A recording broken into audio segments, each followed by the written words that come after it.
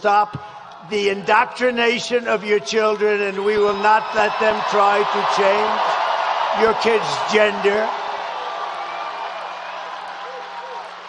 No, you will not be doing that. We won't be changing your children's gender with their transgender craziness.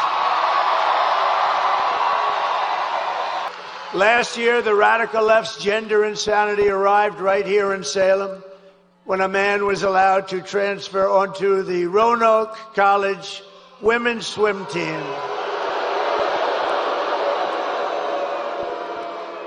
And I just met them backstage, the great swimmers. I didn't notice a male on that particular team. I didn't notice a male on that team. Perhaps I don't understand what's happening, but I didn't see any males on that team, believe me. But the brave members of the swim team stood up to the transgender fanatics, something new in our country.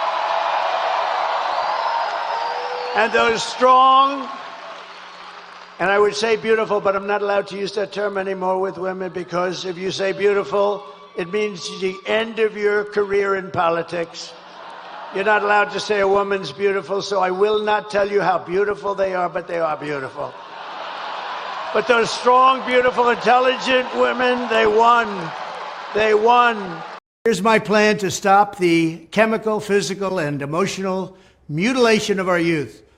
On day one, I will revoke Joe Biden's cruel policies on so-called gender-affirming care. Ridiculous. A process that includes giving kids puberty blockers, mutating their physical appearance, and ultimately performing surgery on minor children. Can you believe this? I will sign a new executive order instructing every federal agency to cease all programs that promote the concept of sex and gender transition at any age. I will then ask Congress to permanently stop federal taxpayer dollars from being used to promote or pay for these procedures, and pass a law prohibiting child sexual mutilation in all 50 states. It'll go very quickly.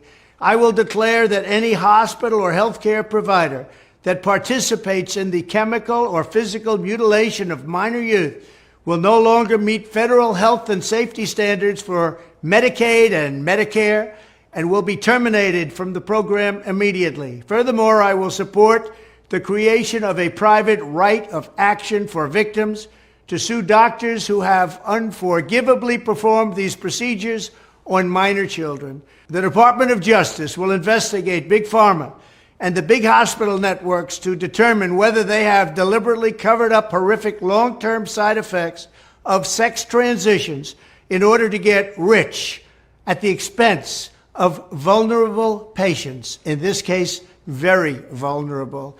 We will also investigate whether Big Pharma or others have illegally marketed hormones and puberty blockers which are in no way licensed or approved for this use. My Department of Education will inform states and school districts that if any teacher or school official suggests to a child that they could be trapped in the wrong body, they will be faced with severe consequences, including potential civil rights violations for sex discrimination and the elimination of federal funding.